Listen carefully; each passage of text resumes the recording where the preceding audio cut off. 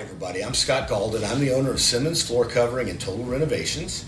And with me today is James Stopar. James recently joined our organization, and he has over 20 years of experience in the restoration field, has a lot of experience in dealing with adjusters and handling claims, and we're excited to have him as part of our team. And I thought we would use him as a good resource today to help answer some of the questions that you may have regarding your insurance claim.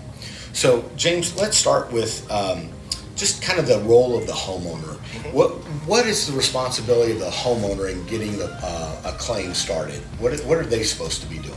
Well, in the event of, let's just, as an example, a water loss, Right. their responsibility would be, one, to try and help not have that, explode on them. Try and get some towels or whatever they need be to try and mitigate the amount of damage to their home. And then it would be part two of that would be to contact their insurance carrier and get claim number and get their claim started. Okay, all right. So if you're standing in water right now, you need to call a mitigation company and try to prevent any additional loss from happening. Yeah, anything correct? that you can do to stop the spread. Okay. And then what would be the responsibilities of the insurance company as part of the claim?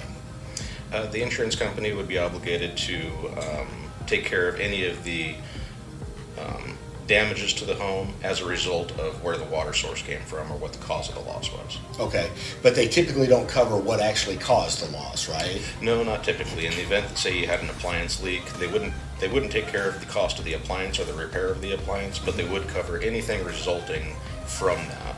Okay. So anywhere that the water went, if it damaged flooring, drywall, cabinets, things like that, they would handle. Okay, and what's the standard that we use in the industry to say what the insurance company is responsible for paying for? They are obligated to bring you back to pre-loss condition. So when you have a loss, they're obligated to bring you back to the day before. Okay. So, as like it never happened. Okay, all right. So and then as a contractor, our job is to help the customer get the information they need to the adjuster in order to make that process happen, right? Yes, and the term that's used for that is bringing the project back to pre-loss condition. Okay, great. So a lot of times customers initially have a question about estimates. How, do they need to get estimates? How many estimates are required? What's their role when it comes to estimates? Well, I actually use the exact same estimating software as the insurance carriers do. Okay. So an estimate from me where I'm using the same software, and that software is called Xactimate. We can supply one estimate and get the entirety of the project resolved and covered through the insurance company with just one simple submission. Anything outside of that we find later down the road can be provided to the insurance carrier through Xactimate in the form of a supplement. Okay, so this Xactimate program, it actually has current pricing built into it that the insurance company's already agreed to pay. Yes. So you don't need to get multiple estimates as long as you have an Xactimate estimate from a reputable contractor. That's all you really need to do to get the claim approved, right? Yeah, the insurance carrier and myself, using the same software, we actually download a price list at the beginning of every month that tells us what the cost of every single material in a homeowner's home goes for. So if the market has gone up or down by pennies on the dollar or whatever for a 2x4 or something as simple as that, we download that price list every month. So the insurance carrier and I are already on the same page. Okay. If there's this many 2x4s that need to be replaced, we're both in agreement. By the time that we count the 2x4s and put those in the estimate, we come up with the same dollar amount. Fantastic.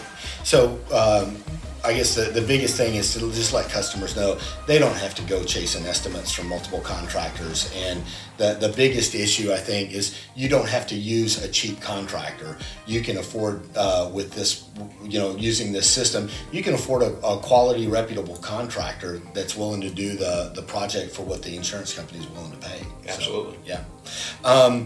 So once a claim is approved, what's the process the homeowner should go through in determining who they should use for the project? Because I know in some cases the insurance company might have somebody they recommend, or they may have like a buddy of the family that they're talking to about doing the project. What's the best way to try to figure out who you want to use to fix, make the repairs to your home? And that's entirely up to the homeowner. Okay. The homeowner should make that decision and go with whoever they're comfortable with, and they should base that off of the company's qualifications and experience. Okay, but there's no requirement that the homeowner go with who the insurance company recommends. No, absolutely not. That's a case-by-case basis, and different adjusters know different people in different areas, and you never know where those recommendations are coming from. Right. Okay. And one of the big things that comes up is there's two different values of an insurance claim. There's what they refer to as the RCV and the ACV. Can you explain that? Because people get real confused about those terms. They get kicked around a lot. So everybody's house is a different age. And so there's an actual cost value, which is the ACV. Okay. There's an actual cost value of what the building materials are currently worth at the age that they are. And so the insurance company owes for actual cost value. Now, being that those, well, we'll get into depreciation maybe a little bit later. Right. We will cover that. Yeah, absolutely. But essentially, they'll owe for what that stuff is worth. Now, when those materials get brought back to brand new, they're owed for what is considered the recoverable depreciation. Okay. So now the materials being as safe, when the loss happened, the home was 10 years old, they owe for the actual cost value of what those materials are worth at this current time.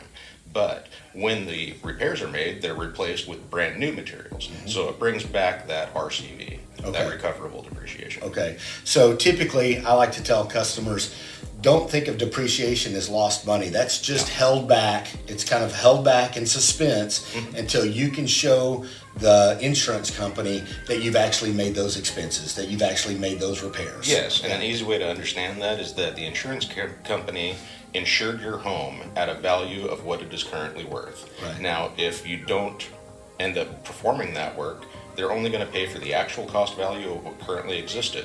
Right. Now, if you actually make the repairs and you put in brand new materials, you're owed for the recoverable depreciation in those materials. I see a lot of homeowners lose out on money that they're owed, and they end up with less of a project than what they should have because no one really takes the time to explain those two terms to them in a way that they understand. So, now the second big question that we get all the time is, can I change something, or can I do something differently, or do I have to put this back together exactly the way that it was before the loss? No, I always like to say that this is the time to do it. If we're already going to be in your house, performing a bunch of construction, tearing things apart, or removing what was damaged as a result of the loss, if we've already got everything opened up, let's go ahead and entertain some ideas for remodeling. Absolutely. I've had several customers that once the project's over with, they tell me, this came at the worst time. However, I finally recognized that now's my opportunity to make all those changes I wanted to make, and somebody else is paying for most of them, exactly. And it gives you a chance to let somebody else cover the cost of the home you've always dreamed of. So Take advantage of this. It really is a better time than you might think. And then the final question always, James, is what's this going to cost me?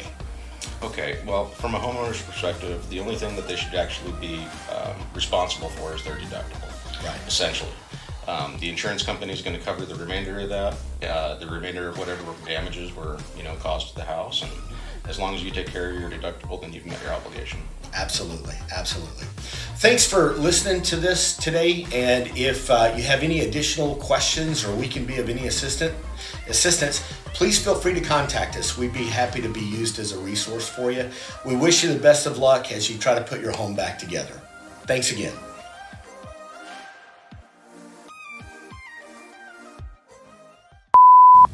Go. You have to say action. Action. Okay.